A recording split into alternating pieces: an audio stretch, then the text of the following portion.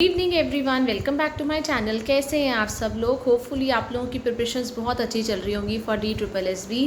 इस बीच मैं आप लोगों के कमेंट्स पढ़ पा रही हूँ कि आप लोगों को एग्ज़ाम के लिए प्रिपरेशन करने के लिए मन तो बहुत है, पर आप लोगों का टाइम मैनेज नहीं हो पा रहा है। एंड बेसिकली जो मेन प्रॉब्लम्स आती हैं टाइम मैनेजमेंट की, हम क्यों टाइम नहीं निकाल पाते हैं? क्योंकि पढ़ने का दिल तो आई नो हर एक कैंडिडेट जिसने DSSB का फॉर्म भरा है इस बार, तो सारे के सारे ऐसे कैंडिडेट ज़रूर होंगे, चाहे वो वर्किंग है, चाहे वो लोग स्कूल टीचर्स हैं, ऑलरेडी प्राइवेट स्कूल में जॉब कर रहे हैं, या अगर आप हाउस वाइफ हैं, या जस्ट अभी अभी आप लोगों ने अपना BEd कंप्लीट किया है। तो आई नो आप लोगों का पढ़ने का दिल तो बहुत करता होगा, बट हम लोग नेक्स्ट डे के लिए सोच के भी रखते होंगे कि हाँ, हमें ये पढ़ना ही पढ़ना है, इतने घंटे पढ़ना ही पढ़ना है, लेकिन हमारा टाइम मैनेज नहीं हो पा रहा होगा। बिकॉज जो वर्किंग होते हैं उन लोगों के पास 6 से 7 घंटे, मैं बोलूँ ऑलमोस्ट ऑल दोस्त जितने भी स्कूल्स होते हैं, 7:45 से लेके 3 बजे तक तो होते ही होते हैं। तो अब उनके 7-7.5 घंटे स्कूल में निकल जाते हैं, एंड उसके बाद बच्चों के साथ इतनी ज़्यादा एनर्जी डिवोट करने के बाद, एनर्जी लगाने के बाद घर आते आते हम इतना थक जाते हैं कि नींद हमारे पे इतनी हावी हो जाती है। एंड पढ़ने का दिल करता तो है, लेकिन हमारी हिम्मत ही, हमारी बॉडी ही इतना जवाब दे देती है। सेम विद हाउसवाइफ्स के साथ ऐसा होता है कि वो घर के काम करते करते, बच्चों के साथ, घर के मेंबर्स के साथ उनकी रिस्पॉन्सिबिलिटी निभाते निभाते इतना थक जाती हैं कि जब उनकी पढ़ाई का टर्न आता है तो वो इतनी एग्जॉस्ट हो जाती हैं कि मन तो करता है पढ़ने का, लेकिन उसके बाद बॉडी जवाब दे जाती है, एंड फाइनली हम लोग स्टक हो जाते हैं अपनी नींद के साथ। तो बेसिकली चाहे आप वर्किंग हैं, चाहे आप हाउसवाइफ हैं, जो बेसिकली 3 प्रॉब्लम्स आती हैं आफ्टर मैरिज, हर एक के साथ, हर एक लड़की के साथ यही प्रॉब्लम आती है कि एक तो घर के काम इतने होते हैं, हम लोग अपना टाइम निकाल ही नहीं पाते हैं, क्योंकि सारी की सारी एक्सपेक्टेशन सिर्फ लड़की से की जाती है, चाहे वो हाउसवाइफ हो, चाहे वो वर्किंग हो। ऐसा डेफिनेटली होता है। सेकेंडली, हमारे जो बच्चे होते हैं, बच्चों को भी टाइम देना पड़ता है। बच्चे कई बार इतने ज़िद्दी हो जाते हैं, खासकर अगर आप लोगों के छोटे बच्चे हैं 8-9 साल तक, वो इतने ज़िद्दी हो जाते हैं, कई बार फ़ोन की ज़िद करते हैं, कई बार वो ये कहते हैं कि हमारे साथ खेलो, हमें टाइम दो, ऐसी प्रॉब्लम। एंड तीसरी जो हमारी खुद की नींद होती है, क्योंकि हम इतने ज़्यादा थक जाते हैं तो हमें भरपूर मात्रा में नींद की ज़रूरत भी पड़ती है। So this is my case also. मुझे भी बहुत ज़्यादा नींद आती थी, स्टिल अभी तक मुझे बहुत नींद आती है। अगर आप लोग भी ऐसे हैं कि कुछ कैंडिडेट्स तो ऐसे होंगे कि घर का काम इतना करते हैं या उनकी नींद पूरी नहीं हो पाती है, इस वजह से उन्हें नींद आती है। और कुछ कैंडिडेट्स ऐसे भी हैं कि वो इनफ 6 से 7 घंटे रात के टाइम सोते हैं, तभी भी आप उनको जब मर्जी नींद आ जाती है। मैंने आप लोगों के कमेंट्स में पढ़ा कि मैं 18 घंटे भी सो सकती हूँ, तो वो जो है इट मीन्स आपके अंदर डेफिशिएंसी है, आपके अंदर कमी है। इतनी ज़्यादा नींद आना जो होती है हमारी बॉडी के लिए भी अच्छी नहीं होती है। कहते हैं 6 से 7 घंटे की नींद अगर आप रात में लेते हैं तो आप लोगों को इवन दिन में सोने की भी कोई भी ज़रूरत नहीं है। तो अगर आप लोगों को भी इतनी ज़्यादा एक्स्ट्रा नींद आती है और आप लोगों की पढ़ाई के अंदर ये रुकावट बनता जा रहा है, तो have a cup of coffee. मैं आप लोगों को यही सजेस्ट करूँगी। आप लोगों की ज़्यादा नींद का कारण ही ये है कि आप लोगों का ब्लड प्रेशर लो होगा। सेकेंडली, आप एनीमिक, आपके अंदर खून की कमी हो सकती है। ये डेफिनेटली आपके अंदर विटामिन डी की कमी हो सकती है। ये डेफिनेटली रीज़न्स होते हैं। तो अगर आप लोगों को भी ऐसा है तो आप अपना दिन की शुरुआत एक ब्लैक कॉफ़ी के साथ, स्ट्रॉन्ग कॉफ़ी के साथ करिए, क्योंकि उसमें ज़्यादा कैफ़ीन होता है और आप लोगों को वो क्या करेगा, दिन भर एनर्जेटिक रखेगा। आप लोगों को डेफिनेटली अपनी पढ़ाई के टाइम पे नींद नहीं आएगी। मैंने अपने दिन की शुरुआत, मैं आप लोगों को ये बताऊंगी कि मैंने अपनी जॉब के साथ साथ किस तरह से मैंने अपना टाइम मैनेजमेंट किया और अपना DSSB का exam without coaching and first attempt में क्लियर किया। सो एज़ यू नो, मैंने हमेशा, मुझे ऑलमोस्ट 13-14 साल हो चुके हैं जॉब करते करते। सो मेरा जो रूटीन था वो ऐसा था कि हाफ डे तो मेरा पूरा का पूरा स्कूल में ही निकल जाता था, बच्चों के साथ, स्कूल के काम के साथ। तो हाफ डे तो मेरा बिल्कुल, मैं 3 बजे तक बिल्कुल भी पढ़ाई नहीं कर पाती थी। येस, बट अर्ली मॉर्निंग मैं सुबह 5 बजे उठ जाती थी, एंड 5 बजे उठते के साथ ब्रश वगैरह करके मेरी जो दिन की शुरुआत होती थी वो कॉफ़ी के साथ ही होती थी, क्योंकि मैं भी एक BP लो पेशेंट हूँ, मुझे भी बहुत ज़्यादा नींद आती थी, एंड बेसिकली मैं उठ ही नहीं पाती थी सुबह। तो इसीलिए मेरे को सबसे पहले मैं अपने लिए उठ के ब्लैक कॉफ़ी बनाती थी और उसको पीती थी, तब जाके मेरी दिन की शुरुआत होती थी। एंड मॉर्निंग में मुझे इतना टाइम नहीं मिल पाता पढ़ने का, सिर्फ 1 घंटा मैं 5 से लेकर 6 बजे तक 1 ही घंटा पढ़ती थी, बिकॉज मेरा 7:45 का स्कूल था, तो मैं घर से 7:30 निकल जाती थी, तो मेरे को हार्डली 10-15 मिनट लगते थे। सो मैं 5 से लेकर 6 बजे तक 1 घंटा पढ़ती थी, एंड मैं ऐसी चीज़ ही पढ़ती थी, वो जैसे GK हो गया, आपका जनरल अवेयरनेस हो गया, जिसके लिए मुझे बहुत ज़्यादा ज़रूरत थी। As I am a science student, मेरे को सिर्फ साइंस और मैथ्स मेरा स्ट्रॉन्ग है, और मेरा GK वगैरह पार्ट बहुत वीक था।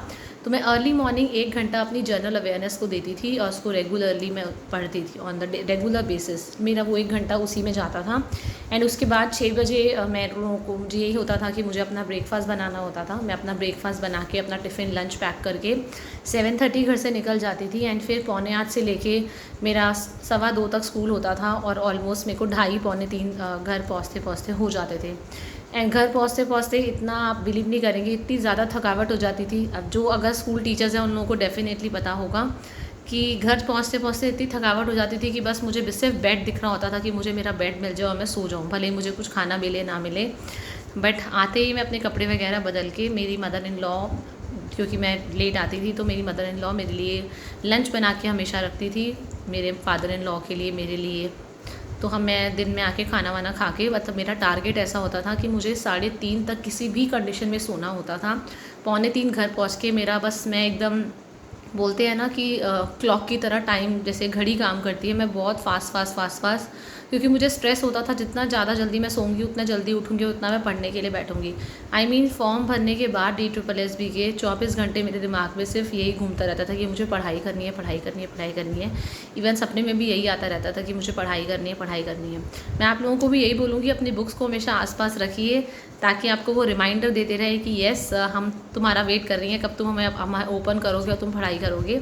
अपनी बुक्स को हमेशा अपनी नज़रों के सामने रखिए अगर आप लोग कोई कॉम्पिटिटिव एग्ज़ाम की तैयारी कर रहे हैं, क्योंकि वो बुक्स जो होती है ना हमेशा आप लोगों को एहसास दिलाती रहती हैं कि येस हमें वो बुक्स को पढ़ना है। And I you know that कि इस टाइम पे एक गर्ल का, एक वुमेन का फाइनेंशियली इंडिपेंडेंट होना बहुत ज़रूरी है। अगर आप फाइनेंशियली इंडिपेंडेंट है तो बिलीव मी आप लोगों की दुनिया रिस्पेक्ट करती है, आपका हस्बैंड आपकी रिस्पेक्ट करता है, आपके इन लॉज आपकी रिस्पेक्ट करते हैं, पूरी दुनिया आपकी रिस्पेक्ट करती है। एंड आप खुद अपनी रिस्पेक्ट करते हैं, ये आप लोग जानते होंगे। इसीलिए अब मैं ये नहीं बोलूँगी कि सिर्फ गवर्नमेंट जॉब में ही रिस्पेक्ट मिलती है। अगर आप प्राइवेट में भी बहुत अच्छा कमा रहे हैं तो आपकी, मतलब आप सेल्फ डिपेंडेंट, फाइनेंशियली इंडिपेंडेंट आज के टाइम में होना बहुत ज़रूरी है फॉर योर ओन नीड्स, ताकि आपको अपनी ज़रूरत के लिए किसी और से कभी भी खर्चा ना मांगना पड़े। तो मैं अपना 3:30 तक सो जाती थी मैं एट एनी कॉस्ट अपने बेटे को लेके। मेरा बेटा ऑलरेडी खाना वाना खाया रहता था, मेरी मदर इन लॉ से खाना खिला के रखती थी। एंड 5 बजे तक मैं किसी भी कंडीशन पे उठ जाती थी शाम को।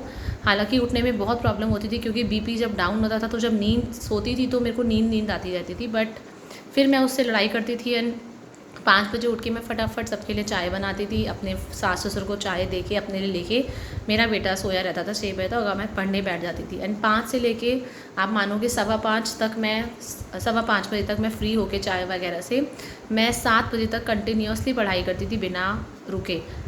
मतलब मेरे को ये होता था कि मुझे अब पढ़ना है क्योंकि मुझे टाइम नहीं मिलेगा, अगले दिन फिर से स्कूल जाना है। उसके बाद मैं पूजा वगैरह करके एंड 8:30 पौने 9 तक मैं अपने किचन का सारा काम वाइंड अप कर देती थी। मैं काम में थोड़ी सी फास्ट हूँ और अभी तक हूँ। मैं अपनी तारीफ़ नहीं कर रही हूँ बेसिकली, बट वो शुरू से मम्मी से मेरे को आ रखा है कि जब हम करते हैं काम तो करते ही रहते हैं, इतना फास्ट करते हैं, और अगर नहीं करते हैं तो नहीं करते हैं। मतलब इस तरह से हाल है कि करेंगे तो फास्ट करेंगे। और टाइम देख के, मैं घड़ी देख के अपना 7:15 बजे किचन में घुसती थी और मैं 7:45 तक मेरा टारगेट रहता था कि ये 1.5 घंटे से ज़्यादा मेरे को किचन में नहीं बिताना है, मुझे बस काम कंप्लीट करना है और फटाफट से बाहर आना है और पढ़ने बैठना है। तो 8:45 बजे तक मैं पूरा काम वाम समेट के अपना 9 बजे फिर से मैं पढ़ने बैठ जाती थी। 9 से लेकर 11:30 बजे तक मैं रात को पढ़ती थी। इससे ज़्यादा मैं नहीं पढ़ पाती थी क्योंकि अगले दिन स्कूल होता था। मेरे को एटलीस्ट 5 साढ़े 5 घंटे की नींद ज़रूर चाहिए होती थी। स्कूल के अंदर भी ऐसा होता था, अब आपको पता है प्राइवेट स्कूल्स के अंदर ऐसा होता था, और अभी भी आप लोग अगर कर रहे हैं पता होता होगा कि इतना ज़्यादा नोटबुक चेकिंग, आपको क्लासेस इतनी ज़्यादा दे दी जाती थी, फ्री पीरियड हार्डली 1 या 2 फ्री पीरियड मिलते थे, तो उसमें इतनी चेकिंग वगैरह होती थी, क्वेश्चन पेपर मेकिंग होती थी, आप लोगों का सिलेबस होता था, ऊपर से इंटर स्कूल कॉम्पिटिशन्स आ रहे हैं, वो सब का प्रेशर इतना रहता था। बट मैं कभी भी उसको प्रेशर को नहीं लेती थी। आई नो आप लोग प्राइवेट स्कूल में जॉब कर रहे होंगे, आप लोगों को भी प्रेशर होता है, आप लोगों को कई बार घर पे कॉपीज़ लेके आनी पड़ती है चेकिंग के लिए। बट फ्रैंकली स्पीकिंग मैं स्कूल का काम कभी भी घर पे नहीं लेके आई। मैं उसी फ्री पीरियड के ना मैंने कभी स्टे बैक किया प्राइवेट स्कूल में भी, क्योंकि मेरा सारा टाइम हिल जाता था। बट येस, मैं स्कूल के अंदर ही रह के मैं ऐसा करती थी कि जो भी मेरा फ्री पीरियड मिलता था उसमें मैं चेकिंग कंप्लीट करती थी। कई बार क्लासेस के अंदर ही जैसे मैंने कुछ पढ़ा दिया, बच्चे कुछ कर रहे हैं, मैं सीट पे जा के चेकिंग कंप्लीट करती थी ताकि मुझे घर पे ना ले जाना पड़े। And similarly with question paper, free period में अपने क्वेश्चन पेपर बनाना, भले ही वो 2 पीरियड होते थे, बट उसके अंदर मैं पूरा स्कूल का काम मतलब मैं स्कूल में ही करती थी, घर कभी भी लेके नहीं आती थी। एंड अगर सैटरडेज़ मुझे हमें ऑफ मिलते थे, बच्चों के ऑफ होते थे, हमें जाना पड़ता था, उन सैटरडेज़ को मैं कोशिश करती थी कि कुछ, क्योंकि मेरा सब्जेक्ट साइंस है तो मैं स्कूल में साइंस पढ़ने की कोशिश करती थी कि अगर मैं वहाँ पे पढ़ूंगी भी तो किसी को प्रॉब्लम नहीं होगी कि एज़ मैं अपने साइंस अपनी क्लासेस के लिए पढ़ रही हूँ। तो मैं स्कूल में अपना टाइम मैनेज करती थी कि मैक्सिमम टाइम मुझे मिल जाए कि मैं साइंस पढ़ सकूँ। एज़ आपको पता है कि घर में इतना ज़्यादा टाइम जो होता है, जनरल अवेयरनेस भी था, रीजनिंग भी करनी थी, मैथ्स भी करनी थी, इंग्लिश, हिंदी। तो साइंस का बेसिकली जो मेरा 6 to 10 का पोर्शन था वो स्कूल में रिवाइज़ हो जाता था, क्योंकि क्लासेस मैं टीच कर रही थी तो उसका रिविज़न मेरा हो जाता था। बट स्कूल के अंदर कई बार ऐसा होता था, लंच ब्रेक में मैं थोड़ा सा बातें करती थी, बट फ्री पीरियड में ऐसा होता था अगर इतनी 4 टीचर्स अगर गॉसिपिंग भी कर रही हैं, बट मैं सुनती रहती थी। बट मेरा हमेशा रहता था कि मैं टारगेट देख के काम करती थी, अगर आज ये काम कंप्लीट करना है तो कंप्लीट करना है। मैं अपना टारगेट देख के काम करते करते, चेकिंग करनी है, चाहे सिलेबस बनाना है, चाहे टीचर्स डायरी लिखनी है, मैं वो कंप्लीट करती थी। मैं मतलब डिस्ट्रैक्ट नहीं होती थी कि कोई गप्पे चल रही हैं तो मैं उस गप्पे में जाके बैठ जाऊँ। No and never. And God, भगवान की दया है कि हमेशा मेरा काम भी ऐसा होता था, मैं फटाफट सबसे पहले करके अपना सबमिट कर देती थी ताकि मैं कुछ एक्स्ट्रा काम कर सकूं या कुछ स्कूल में अगर मुझे टाइम मिल सके तो मैं पढ़ाई कर सकूं। आप लोगों को भी यही बोलूँगी, अगर आप लोग वर्किंग हैं तो उसका फ़ायदा उठाइए। प्राइवेट जॉब को अपने सर के ऊपर इतना हावी मत होने दीजिए, स्ट्रेस बिल्कुल भी मत लीजिए, क्योंकि इस टाइम पे आप लोगों का सिर्फ प्रायोरिटी गवर्नमेंट जॉब होनी चाहिए। आपको जितना टाइम मिल रहा है उतना टाइम अपनी फोकस अपनी सिर्फ पढ़ाई पे करिए। स्कूल में क्या हो रहा है, क्यों नहीं हो रहा है, यस अपना काम पूरा करिए। ऐसा ना हो कि प्रिंसिपल को आपसे शिकायत हो। आप अपना काम पूरा करिए, आपके परफॉर्मेंस में कभी भी गैप नहीं आना चाहिए, कमी नहीं आनी चाहिए। But yes, side by side उसको इतना हावी मत होने दीजिए कि आपकी प्रिपरेशन आपकी इफ़ेक्ट हो जाए, क्योंकि आपको पता है प्राइवेट जॉब तो आपको फिर भी मिल जाएगी, पर गवर्नमेंट जॉब जो है आपको बस आपको पता है कि बहुत मुश्किल से टीचिंग जॉब वैकेंसीज़ मिलती हैं। DSSS भी तो ऑलरेडी बहुत कम आती हैं, तो उसको इतना हावी मत होने दीजिए। अपनी सपना, अपना प्रायोरिटी आगे रखिए।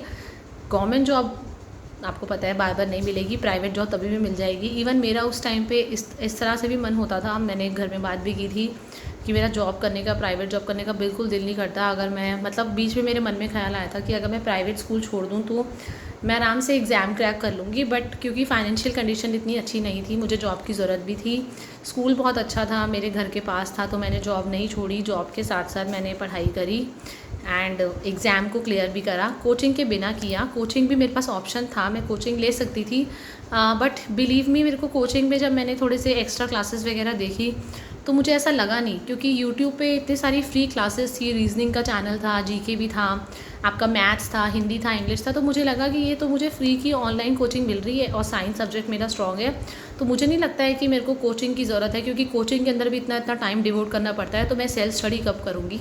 तो आप लोगों को भी यही बोलूँगी, अगर आप लोगों ने कोचिंग नहीं ज्वाइन करी है तो कोई प्रॉब्लम नहीं है। ऐसा नहीं है कि कोचिंग वाले बच्चों का होता है, इवन जो बिना कोचिंग के बच्चे होते हैं उनका ज़्यादा सिलेक्शन होता है DSSS में सेल्फ स्टडी, क्योंकि उसके बाद भी वो तो आपको सिर्फ एक टॉपिक टीच कर देंगे, पर अल्टीमेटली मेहनत आप लोगों को करनी है।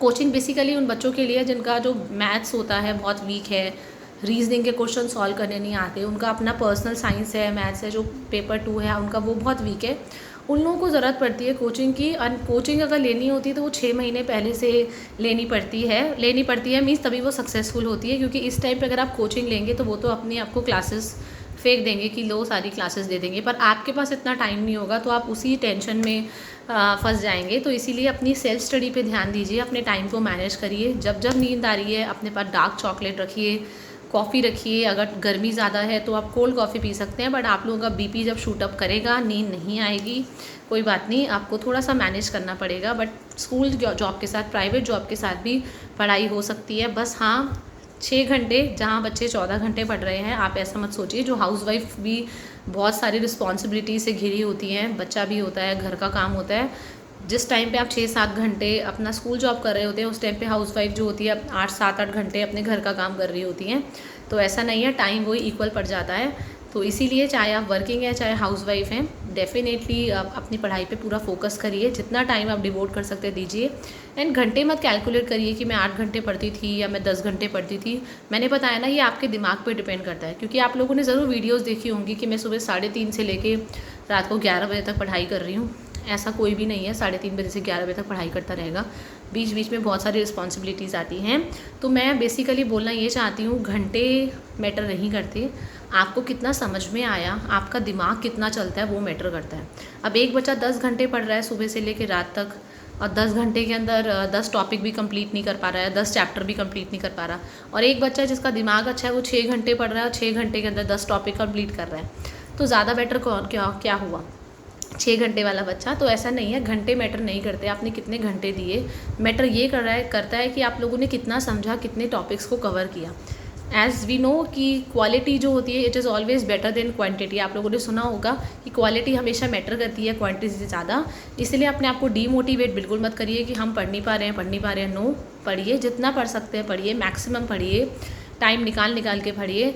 जितना भी, अगर आप लोगों को बीच में आधे घंटे का भी टाइम मिल रहा है ना, तो आप आधे घंटे जाके भी पढ़िए। मैं तो मौका देखती थी और फट से गायब होती थी किचन से और चुपचाप पढ़ने बैठ जाती थी। फिर जब मैं बुक खोलती थी ना, तो मुझे थोड़ा सा उठाने के लिए, कोई काम बताने के लिए थोड़ा सा लोग सोचते थे, घर वाले सोचते थे कि अभी ये पढ़ाई कर रही है तो उसको डिस्टर्ब नहीं करना है।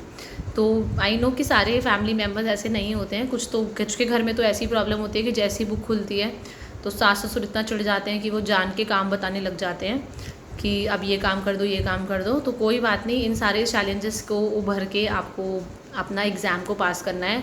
स्ट्रेस बिल्कुल भी नहीं लेना है, किसी और पे फ्रस्ट्रेशन अपनी नहीं निकालनी है, किसी को नहीं दिखाना है। स्ट्रेस को आपको मैनेज करना पड़ेगा, इसके लिए आप मेडिटेशन कर सकते हैं। And then positivity is the key to success. अपने अंदर पॉजिटिविटी लेके आनी है, पॉजिटिविटी नहीं होगी तो कुछ नहीं होगा। फोकस ज़रूर करना है, और अपने आप को बहुत हेल्दी फूड, अच्छा खाना खाना है, दूध पीना है, जिससे आप लोगों के अंदर एनर्जी रहे खाना खाने की, आप लोगों के अंदर कोई भी डेफिशिएंसी ना आए। और स्ट्रेस तो बिल्कुल भी नहीं लेना है। एंड पॉजिटिविटी के साथ, मोटिवेशन के साथ अपनी आगे की पढ़ाई करनी है, क्योंकि हमारे पास हार्डली 2 महीने से भी कम है DSSB के एग्ज़ाम के लिए। चाहे आप TGT की प्रिपरेशन कर रहे हैं, NPRT वालों का तो अगले महीने एग्ज़ाम होने ही वाला है, बिगनिंग होने वाली है। तो स्टिल अगर आपको कोई भी डाउट है तो डेफिनेटली आप मुझसे कमेंट सेशन में पूछ सकते हैं। नेक्स्ट वीडियो में मैं ज़रूर बताऊंगी हाउसवाइफ अपने टाइम को कैसे मैनेज कर सकती हैं, क्योंकि कोविड टाइम पे मैं 1 साल पूरा घर पे भी रही थी। मैंने किस तरह से अपना टाइम मैनेज किया, किस तरह से आप पढ़ाई कर सकते हैं अपने बच्चों के साथ, फैमिली के साथ, डेफिनेटली मैं आपको नेक्स्ट वीडियो में बताऊँगी। Till the time, thank you everyone, all the best for your preparation.